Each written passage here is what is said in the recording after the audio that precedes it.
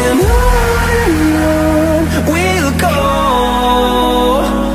through the wastelands, through the highways, till my shadow turns to sun rays. And on we'll go, through the wastelands, through the highways, and on. Здравейте и добре дошли в моя канал. Вече сте разбрали какво ще правим от заглавието.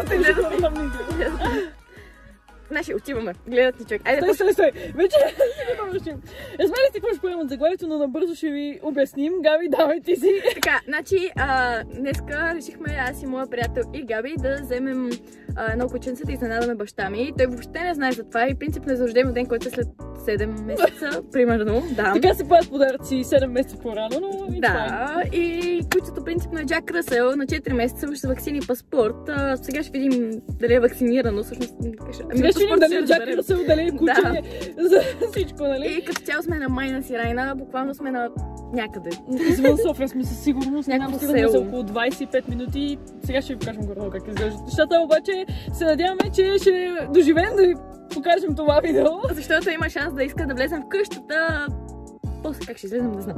Аз сега ако оставяме прозорците на колата отворени и директно скачаме по прозорците. После какво ще кажеш? Да, и докато не се шибна някъде. Да, примерно.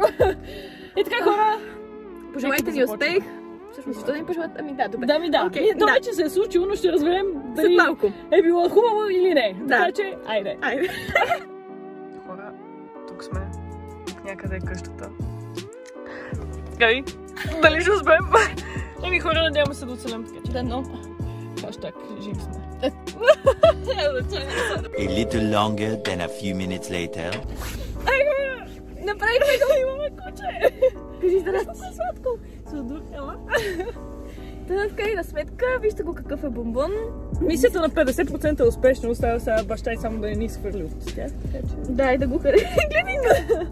Така и Гриф е, изглежда много добре, тестата ваксина. Да. Ще я мисля. Аз ще кажа на тати. Сега имаме да свършим доста неща преди всъщност да занесем кучето. Боже, и хорем, че си направил. Да. Трябва да отидем на ветеринар. Защото има много хубав педикюр. И ногти, трябва да му правят ногтите. И трябва да му вземем храна и на различни неща. И да го разходим, да си свърши нещата отвън. И така, ще се видим след малко, хора. Да. Куче, здравей, Злато! Здравей! Много е сладък. Може имаме куче. Може.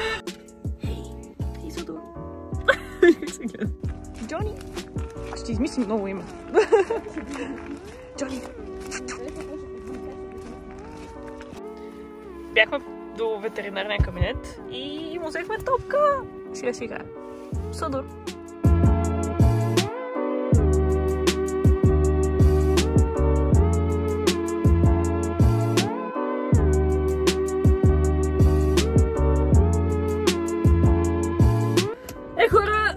Бяхме във ветеринарната клиника. Какво ни казаха? Ще ти ви каже тя, защото аз не бях вътре. Така, нещо ни казаха. Първо... Румен ти звъни. Румен ми звъни, изчакайте 2 секунди. Семейното куче е тук. Ало? Къде сте? Ами близо до зоомагазина, ти къде си? Държам такъв при Капитолият. Румен, ние сме тъпи и руси. Ние сме руси, да. С майка му старая се, наближавам към... Добре, окей, хубаво. Добре, бебе, ами чакай ни пред блока на тати, ние идваме също. Да, окей. Айде. Ако не може да запалите, кажете да бутам.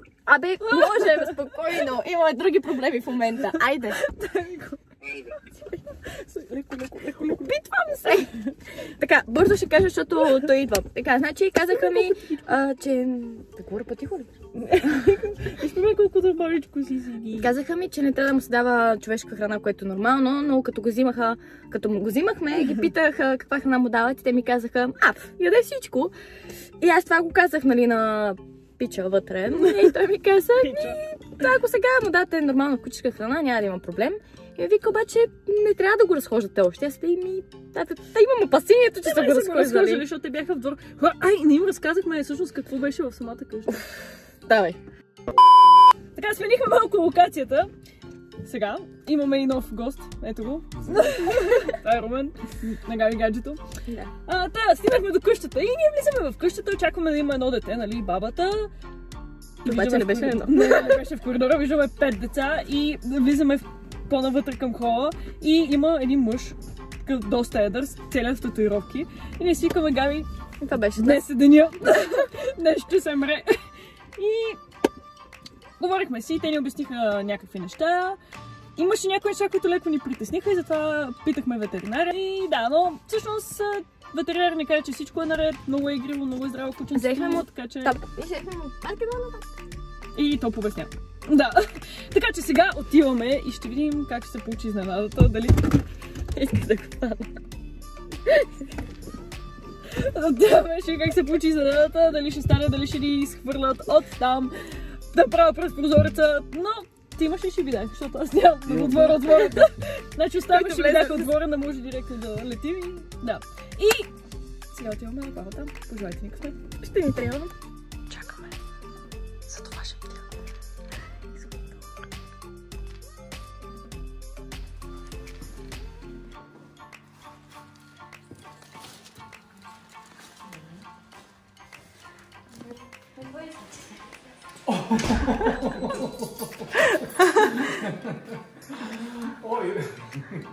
A few moments later. Габи, проблем ли имаме? Останахме с куче. Не, ще му намерим някой много който се пани. Стой сега. Значи, трябва да Аз не искам да е готин, искам просто да се пани. Добре, някой иска ли ние ще сме го отпратили доста си? Кучето ще сме го дали вече на някой, обаче ако някой иска. Пишете коментари, приятно.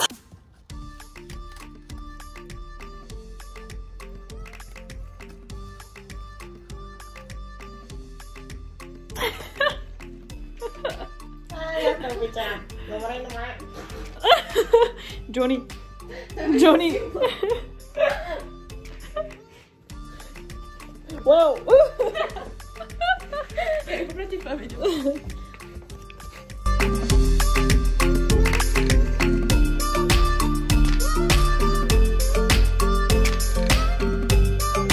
Хора, все още... Приятел.